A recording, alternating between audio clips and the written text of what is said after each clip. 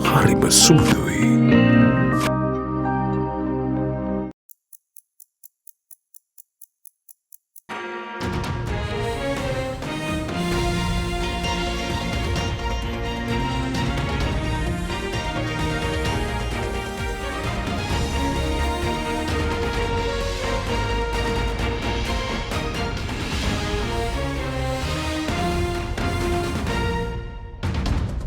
Tonight on First at 9 this Thursday, the 5th of October 2023. Zero Aim. Sri Lanka's Net Zero 2050 roadmap to be unveiled next month, reveals the President. The Net Zero 2050 roadmap for Sri Lanka will be launched at COP28. 5% cap.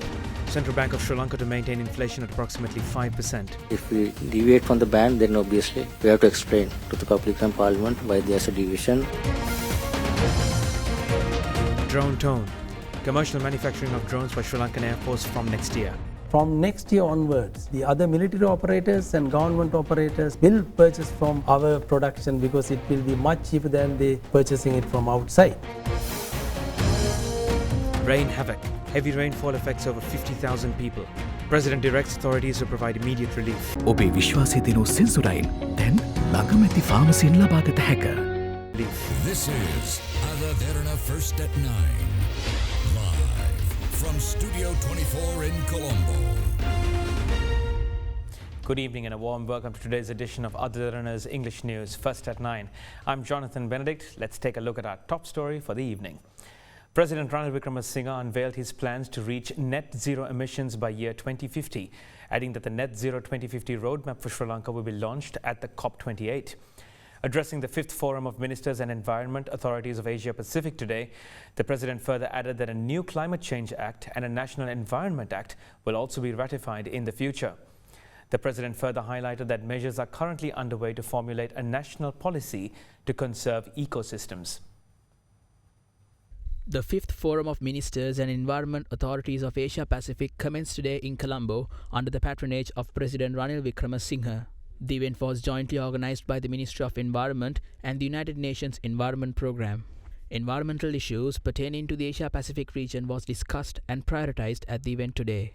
The Intergovernmental Panel on Climate Change estimates that global warming is likely to reach 1.5% centigrade between 2030 and 2052. Sri Lanka has constantly been placed among the top risk of extreme weather events by the Climate Risk Index annually released by German Watch. Although Sri Lanka's emissions are globally negligible, amounting to merely 0.03%, we in our ambitious NDCs have set targets for 2030 to achieve a 14.5 reduction of GHG emissions, a 70% electricity generation through renewable sources, 32% of forest cover, weaning of coal power by 2042 and reaching net zero by 2050. The Climate Prosperity Plan of Sri Lanka, launched at COP27, aims at rapid augmentation of nature-based solutions, including renewable energy. The Net Zero 2050 roadmap for Sri Lanka will be launched at COP28. Sri Lanka is in the process of renewing National Biodiversity Strategic Action Plan 2016 to 22 to achieve the objectives of the Kunming-Montreal Global Diversity Framework. Since Sri Lanka is one of the 36 global biodiversity hotspots, I have instructed the Ministry of Environment to formulate a national policy on living entities to conserve pristine ecosystems. Sri Lanka has formulated the national policy on waste management covering 9 categories of general and hazardous waste. The national policy on chemical management was formulated to streamline chemical management in the country. Sri Lanka formulated the national policy on sustainable consumption and production in 2019. The green procurement policy and the green labelling framework will come into effect this year. My government will enact a new Climate Change Act and a National Environment Act to address the triple planetary crisis in the context of new knowledge and practices. We are starting our transition to a green economy. But there is a cost. The Climate Prosperity Plan, which spans from 2023 to 2042, will require $26.5 billion.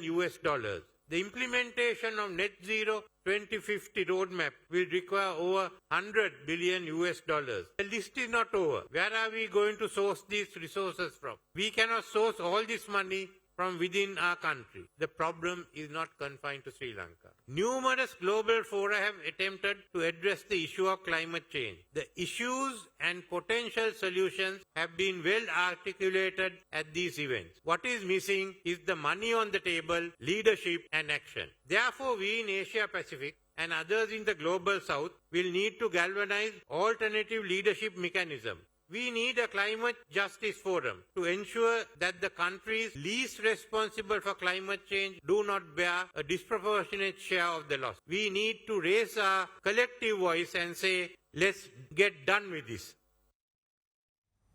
Central Bank Governor Dr. Nandalal Veerasinghe says that the country's monetary regulator is committed to maintain the inflation at approximately 5% in the medium to long term under the newly passed Central Bank Act. Addressing the media following the monetary policy review today, the central bank governor said that the monetary regulator is liable to explain any deviation from the committed inflation target to the public. Further, Dr. Veerasinghe went on to say that an upward trend in inflation can be expected due to a possible upward revision in electricity tariffs and energy prices. The first monetary policy review by the Monetary Policy Board under the newly passed Central Bank of Sri Lanka Act No. 16 of 2023 was held yesterday. In this review, the board decided to reduce the standing deposit facility rate and the standing lending facility rate of the central bank by 100 basis points to 10% and 11% respectively.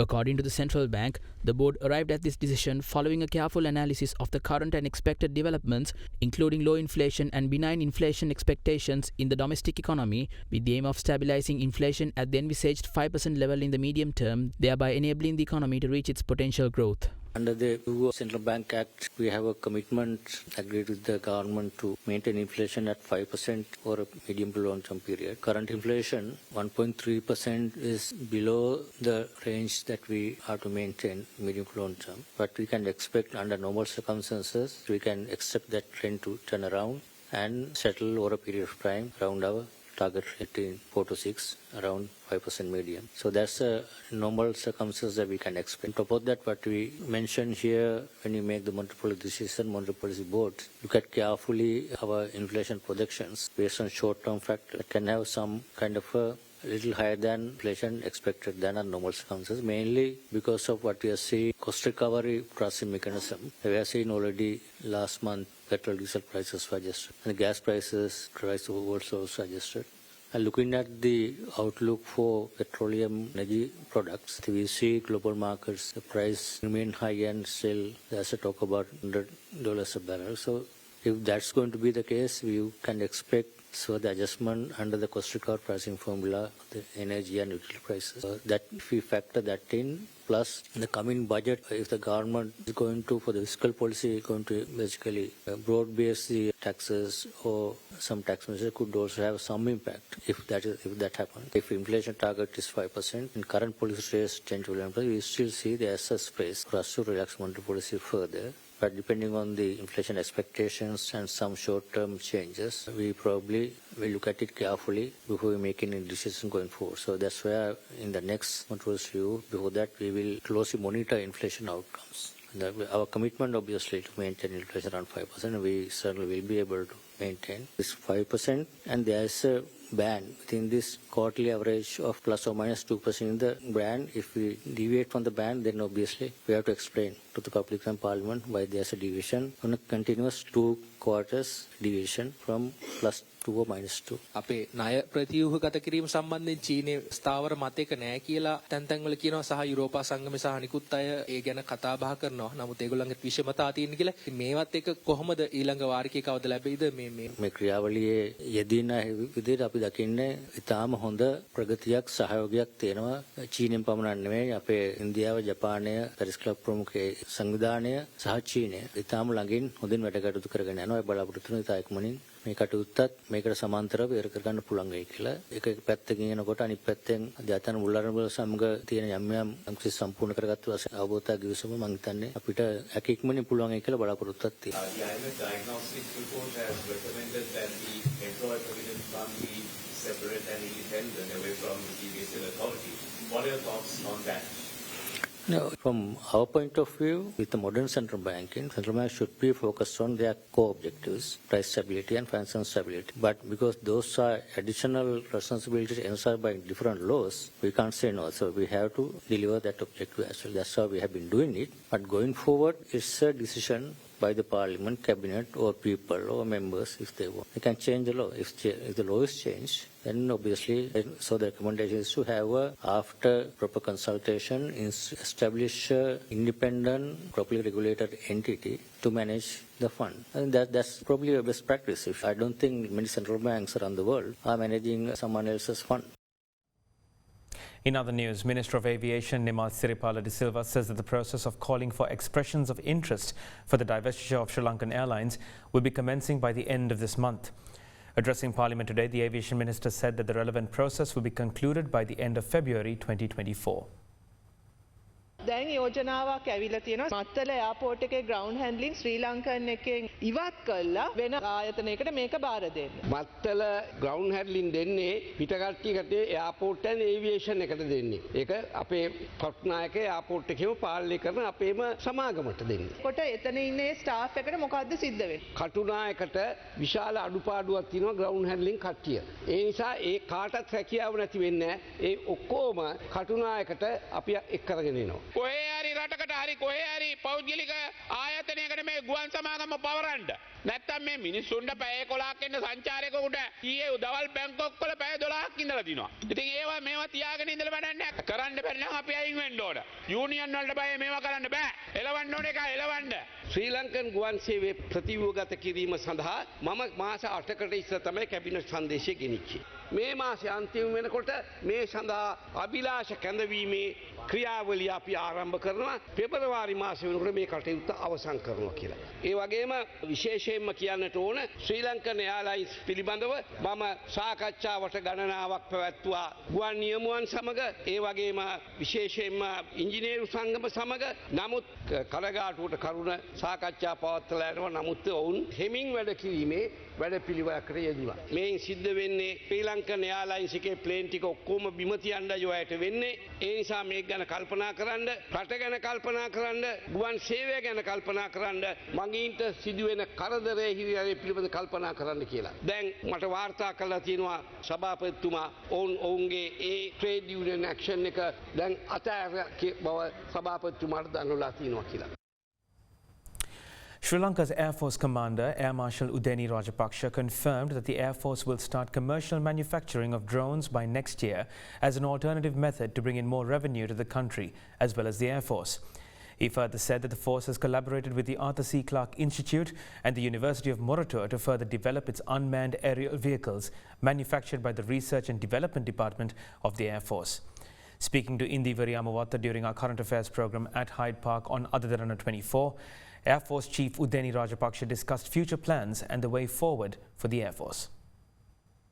What we know and what we've heard is that the Air Force is developing manless drones, and this is again a brainchild of Air Force engineering. So tell us what the progress and process is today. There are so many ways that we are trying to help the Sri Lanka. And UAV, we started this research and development project over 15 years. We have been doing it and we have received good results. And at the same time, I should say, we have been able to develop, we call it Linear Mark 1 and Linear Mark 2 UAVs. So we have been able to develop this to a level where we can fly up to 20 kilometers at a height of 8,000 feet. So actually what we are trying to do now is to extend the range of operation up to 150 kilometers at a height of 15,000 feet. So this is what we are aiming at. To do that, sometimes you know the acquisition of technology is quite costly. Actually last week we started collaborating with the Arthur C. Clarke Center and also with the University of Moratua. We already signed MOUs to develop our UAVs project and also to develop the drone manufacturing project. We have two projects under the R&D Air Force, and I should say we plan to develop the downlink which increases the range of the machine from where it is operated. So that is going to be 150. So we are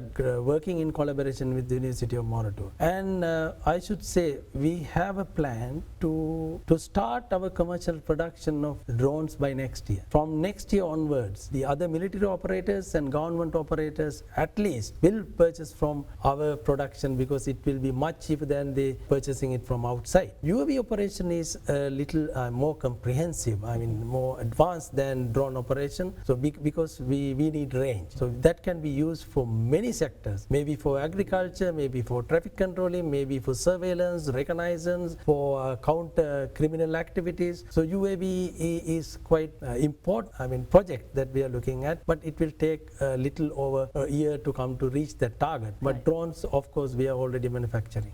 So did you say, let me clarify, whether it's by the end of this year that Air Force can commercially mobilize this aspect? We have started manufacturing, but still you have to operate it for some time and you have to make sure that it is up to that standard, the quality standard, before you're offering it to somebody else. It will take total about 6 months because we have already started the project, but before you put it to commercial line, so it will take about 6 months. So this also means we rely on import currently, and Air Force will actually support, bring in some sort of a revenue generation mechanism through this? Yes, we do. Actually, we want to cut down the importing cost for Sri Lanka Air Force and also for the other organizations. So we will be able to provide at a much lesser cost to the other organization. And also, you see the other part of it, it is a security concern when a drone is flown in Sri Lanka. So then we have a strict control over the technology that we use. But currently, what are the challenges you face? Technology is something which is ever evolved. The technology that you purchase today will be of no use by 6 months' time. The manufacturer might say, okay, we do not give you the software packages anymore for this particular hardware, and you will have to purchase the next generation. So that is what we want to avoid. So we have enough and more experience by purchasing again and again and spending a lot of money. So we are trying to develop it by ourselves with the support of the other institutions who are capable in Sri Lanka, and also we are going to get the support from the overseas organizations as well. And then it is not purchasing the technology, it is transfer of technology. We transfer technology from some other institution to our country so that we develop the software solutions for that. So then we have a strong control over what we do, and to develop to the next step, so we have technical know-how. The President's Media Division reported today that President Ranil Wickremesinghe has issued directives to relevant authorities to take immediate steps to provide relief to people affected by inclement weather in the Mathura district, adding that their safety must be ensured in the event of increased severe flooding and landslides. Concurrently, early landslide warnings issued to 7 districts in the island were further extended by the National Building Research Organisation. As southwest monsoons continue to affect the island, 12 districts are severely impacted due to heavy rainfall. According to the Irrigation Department, Ratnapura, Kegal, Colombo, Kalutara, Gampaha, Mathura, Galle, Nuwara, Puttalam, Kurunegala, Jaffna and Batticaloa districts are affected. In Mathura, the Irrigation Department highlighted that areas belonging to Akurassa, Athuraliya, Kamburupitiya, Tihagoda, Malimbada and Mathura Divisional Secretariats are flooded due to overflowing of the Nilwala River. The Mathura Disaster Management Unit took necessary measures to evacuate those trapped due to flooding in the Kadduwa village. Meanwhile, due to risks of potential landslides in Tannapita, 74 people of 21 residences were evacuated. Steps were taken to close all schools in the Mathura district yesterday and today due to adverse weather conditions. නිල්ලලාගංග පහත්බිම් ප්‍රදේශවල සැලකිය යුතු මට්ටමේ ඉහළ ගං වතුර තත්ත්වයක් මේ වන විට පවතිනවා. මෙම තත්ත්වය අඛණ්ඩව අද දිනයේ පුරාමත් පැවතීමේ සම්භාවිතාවය ඉතා ඉහළයි. අකුරැස්ස, පස්ගොඩ, පිටපැත්තර මොරෝක වැනි ප්‍රදේශවලට අධික වර්ෂාපතනයක් ලැබුණොත් නිල්ලලාගංග රෝණියේ පහළ ප්‍රදේශවල පවතින ගං වතුර තත්ත්වය අධි අවදානම් තත්ත්වයකට පත්වීමේ අවදානම පවතිනවා. In the meantime, Galle and Hambantota districts are also affected severely by heavy rains. Several areas are inundated due to overflowing of the Ging River. In Galle, a 78-year-old was reported dead after a rock had collapsed onto a house this morning. Several roads as well as lowlands continued to be inundated in the Tangal area due to the overflowing of the Kirama Oya. The highest rainfall during the past 24 hours was reported from Kukuleganga, amounting to 72 millimeters. According to the Disaster Management Center, 13,627 families of 12 districts, which comprises 55,708 people, have been affected by the inclement weather. The DMC added that 1,473 people of 352 families have been evacuated to 15 shelters. Taking the prevailing weather situation into account, the National Building Research Organisation extended early landslide warnings already issued to 7 districts. Accordingly, landslide warnings issued to Colombo, Galle, Hambantota, Kalutara, Kegal, Mathura and Ratnapura were further extended. By considering the last few days' rainfall and the soil saturation of the rain areas, the issued landslide early warning has been updated and extended to tomorrow in the following areas. Warning level 2 alert amber warning was issued to Nellore Division 2nd Division Galle District, Kuruvita, Kalavana, Ahliyagoda, Ratnapura, Elapatha Division 2nd Division Ratnapura District. In addition to that, warning level 1 watch yellow warning was issued to Sitavaka Division 2nd Division Colombo District, LPTA Division 2nd Division Galle District, Walasmulla Division 2nd Division Hambantota District, Ingiriya, Walallavita, Matugama, Agalavatta and Bulasingala Division 2nd Division in Kalutara District, Darinegala, Ruwanwella, Dehovita, Kegal and Yatiyantota Division 2nd Division Kegal District, Pitabeddara, Kotapala and Akurasa Division 2nd Division Mathura District, Ayagama, Palmadulla, Nivitigala, Opanayaka, Kahavatta, Godakavela, Imbulpe and Kolonna Division 2nd Divisions in Ratnapura District. In the meantime, President Ranil Wickremesinghe has given directives to relevant officials, including the Mathura District Secretary, to provide immediate relief to those affected by the prevailing weather in the district. According to the President's media division, President Wickremesinghe has given instructions to provide the affected with essentials, including cooked food as well as medicine. Further, in the event of floods in the future, the President informed relevant officials, including the Mathura District Secretary, to make preparations to ensure the safety of the people. The Parliamentary Committee on Public Enterprises ordered the officers of the National Drug Regulatory Authority to immediately withdraw a decision taken by the Board of Directors which restrains the authority from supplying information to the Auditor General. When the officers of the National Drug Regulatory Authority were called to the COPE meeting yesterday, Auditor General W.P. Wickramaratne said that he will not be involved in the audit activities of the National Drug Regulatory Authority until the relevant decision is withdrawn. විගණකාධිපතිතුමා විශේෂ කාරණයක් සඳහන් කරනවා 2023 8වෙනි මාසේ 18 වෙනිදා ඔබතුමාලගේ අධ්‍යක්ෂක මණ්ඩලය තීන්දුවක් ගන්නවා. The board decided that the audit officers should submit written request for documents that they need for pursual. සභාපතිතුමා විගණකාධිපතිතුමා කාටද වග කියන්නේ? අතවශ්‍යම මේකේ අපි උත්තර දෙන්න. විගණකාධිපතිතුමා කාටද වග කියන්නේ කියලා අහන්නේ? පාර්ලිමේන්තුවට. එතකොට ඔබතුමාලට පුළුවන් ද තීන්දුවක් ගන්නද විගණකාධිපතිතුමාගේ කටයුතු සම්බන්ධයෙන්? මම නිරන්තරයෙන්ම මෙතුමාලව දැනුවත් කරනවා විගණකාධිපතිවරයා ආණ්ඩු ක්‍රම ව්‍යවස්ථාව 153 54 වගන්ති අනුව ඌට සීළු බලතල තියෙනවා. ඒ අනුව සීළු ලේඛන වලට ලබා දීමට පරිසරයට ඇතුළත් වීමට සීළු ඒ කටයුතු බල තියෙන බව මම නිරන්තරයෙන් ඔවුන්ට සඳහන් කරනවා. ඔබතුමා එහෙම දැනුම් දීමක් කරලා තියෙද්දී මේ NMR බෝඩ් එක මෙහෙම ඩිසිෂන් එකක් ගත්ත බව ඔබතුමා දන්නවද? මම නම් දැනුවත් කරේ නෑ හැම. දැනුවත් නෑ. ඉතින් එතනම ප්‍රශ්නයක් තියෙනවා. ඔබතුමාලා වහාම ක්‍රියාත්මක වන පරිදි මේ තීන්දුව රිවර්ස් කරන්න ඕන. මේ ආණ්ඩුක්‍රම ව්‍යවස්ථාව උල්ලංඝනය කරලා තියෙනවා. පාර්ලිමේන්තුවේ බලය තමුන්නාන්සලා පැහැර අරගෙන තියෙනවා. විගණකාධිපතිවරයාගේ ස්වාධීනත්වයට තමුන්නාන්සලා පහර එල්ල කරලා තියෙනවා. ගරු සභාපතිතුමා අධ්‍යක්ෂ මණ්ඩලයෙන් කිව්වේ ඔහොම දෙයක් නෙමෙයි. ඔක සටහන් වීම වැරද්දක් තියෙනවා. මොකද අපිට කිව්වේ ඇතම් නිලධාරි ඇවිල්ලා ලේඛන අරයි යනවා මොනවද කියලා සටහනක් නැතුව කියලා. අපි කිව්වා එහෙමනම් ගෙනියන ලේඛන මොනවද කියලා සටහන් කරගන්න කියලා. ඒකත් එක්ක මේ ආයතනයේ විගණනය කිරීමෙන් මම ඉවත් වෙනවා මේ කාරණා ඉවත් වුණේ නැත්තම්. කිසිම අවස්ථාවක අධ්‍යක්ෂ මණ්ඩලයේ එහෙම තීරණයක් ගත්තේ නැහැ මේ තොරතුරු දෙන්නේ නැහැ කියලා ප්‍රායෝගිකව මතුවෙච්ච කරුණ තමයි නෑ පොඩ්ඩක් ඉන්නකෝ මේ බෝඩ් මිනිට් එක ගන්නේ දැන් මේ බෝඩ් මිනිට් එක ඊළඟ බෝඩ් එකේදී නේ තහවුරු වෙන්නේ එතකොට මේක දැකලානේ තහවුරු කරන්නේ ඒත් නැත්නම් උඩ බලාගෙනද මේ වගේ කළා තියෙන්නේ ඒකන්තුමා ඔබ චක්‍රලේඛයක් නිකුත් කරන්න විගණකාධිපතිතුමාට තියෙන බලතල ප්‍රකාරව කටයුතු කරන්නට ඔබතුමාගේ යටතේ තියෙන සියලුම ආයතන ප්‍රධානීන්ට දෙවෙනි එක තමයි මේ බෝඩ් ඩිසිෂන් එක විඩ්‍රෝ කරන්න විඩ්‍රෝ කරලා විගණකාධිපතිතුමාට විගණනය සඳහා අවශ්‍ය පහසුකම් සපයන්න.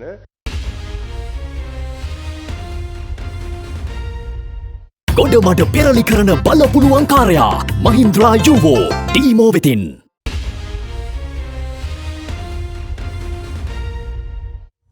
Welcome back.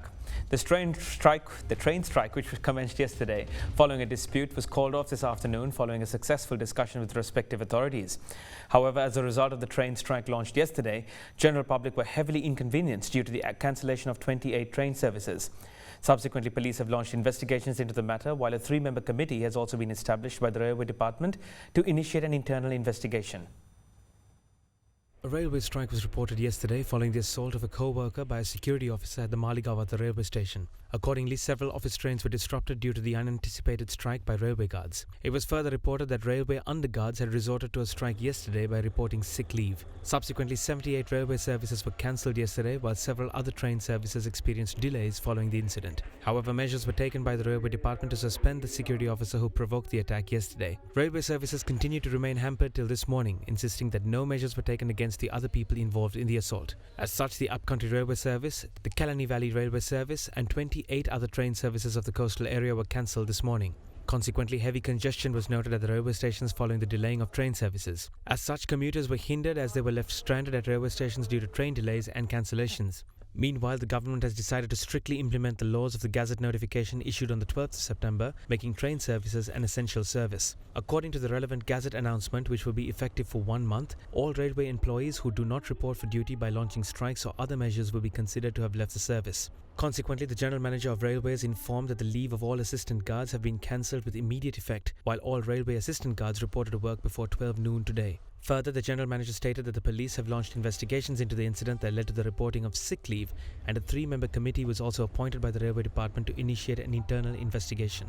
However, the train strike was called off following a discussion held this afternoon between the State Minister of Transport, Lasantha Alagiyawanna, and the railway sub-regulators and the railway authorities.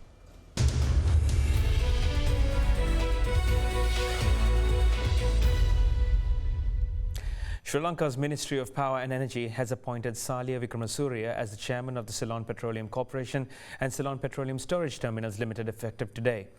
The appointment was made following the resignations of the former chairman of the CPC and CPSTL, Mohammad Uwais Mohammed, that resigned from the post on October the 4th. Mohammed served as the chairman of the CPC and the CPSTL for the past 14 months.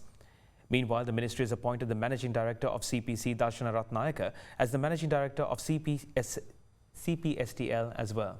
Pardon me.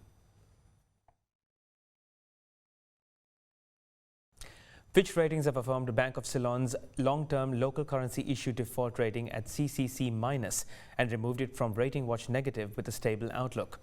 Meanwhile, Fitch has affirmed the national long-term ratings of 14 other banks and have removed them from Rating Watch Negative and assigned stable outlooks. Fitch Ratings downgraded the national long-term ratings of several Sri Lankan banks earlier this year following the sovereign downgrade and recalibration of the agency's Sri Lanka National Rating Scale. However, in its latest report, Fitch has removed the banks from the Rating Watch Negative without changing the ratings. Accordingly, the banks that were removed from the Rating Watch Negative are as follows: BOC at A, People's Bank at A, Commercial Bank of Ceylon PLC at A, Hatton National Bank PLC at A, Sampath Bank PLC at A, National Development Bank PLC at A-, Ceylon Bank PLC at A-, DFCC Bank PLC at A-, Nations Trust Bank PLC at A-, Pan Asia Banking Corporation PLC at BBB-, Union Bank of Colombo PLC at BBB-, Amana Bank PLC at BB+, Sanasa Development Bank PLC at BB+, Housing Development Finance Corporation Bank of Sri Lanka at BB+. Fitch has also affirmed Cargill's Bank Limited's national long-term rating at A and removed it from Rating Watch Negative. Sri Lankan shares closed lower today, dragged by losses in industrial and financial stocks, while the central bank resumed interest rate cuts in line with expectations to boost growth. The Colombo Stock Exchange All-Share Index settled down 0.3% at 11,042.95 points. The Central Bank of Sri Lanka today lowered the standing deposit facility rate and the standing lending facility rate by 100 basis points each to 10% and 11% respectively. The cuts followed a decision at the last policy meeting in August to keep rates unchanged. Expo Lanka Holdings PLC and LOLC Finance PLC were the top losers on the CSE All-Share, falling 1.52% and 2% respectively. Trading volume on the CSE All-Share Index fell to 21.3 million shares from 33.9 million shares in the previous session. Equity market turnover fell to 672.1 million rupees from 874.3 million rupees in the previous session. Foreign investors were net sellers, offloading stocks worth 61.1 million rupees, while domestic investors were net buyers, purchasing shares worth 637.6 million rupees. With that, let's take a look at how the rupee traded against other major currencies during the day.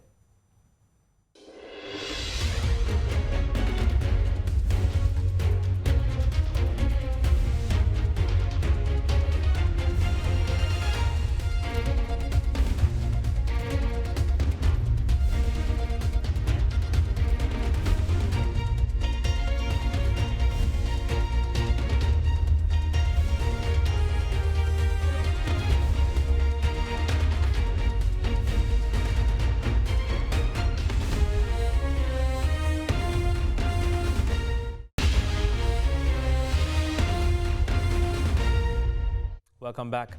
Sri Lanka conglomerate Heas Holdings confirmed today that Kasturi Chelaraja Wilson has decided to resign from her position as Group Chief Executive Officer effective 31st of March 2024. Kasturi Chelaraja, with experience of over 20 years in the field, held several leading businesses within the Heas Group prior to her appointment as Group CEO in October 2020. The group in a statement said that the decision to resign comes as she is taking on a new role with a global firm overseeing diverse business interests and expansion plans in the Asia-Pacific region.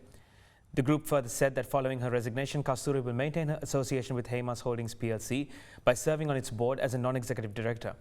According to the group, Kasturi will continue to serve as the group CEO until the 31st of March 2024.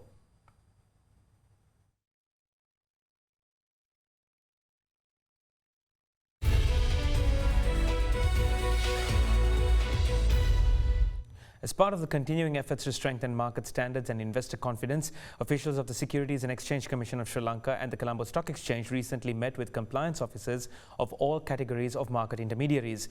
During the meeting, SEC said that the appointment of a compliance officer is a prerequisite for granting or renewing licenses to market intermediaries and to comply with SEC requirements. With that, let's take a look at more corporate news from Sri Lanka today. Sri Lanka Securities and Exchange Commission said that the appointment of a compliance officer is a prerequisite for the granting of or renewing of licenses to market intermediaries in compliance with SEC requirements.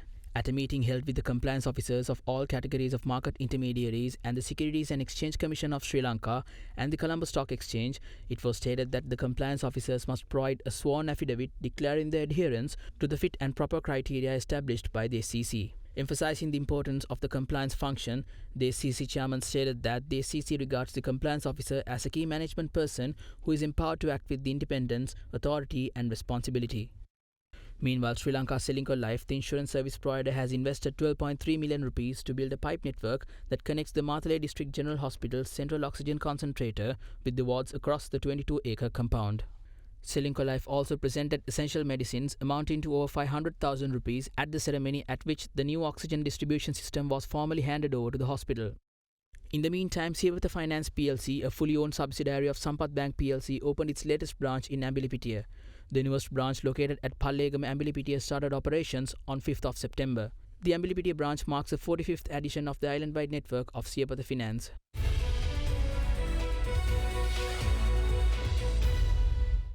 This is Jonathan Benedict wishing you a good night and a blessed Friday ahead.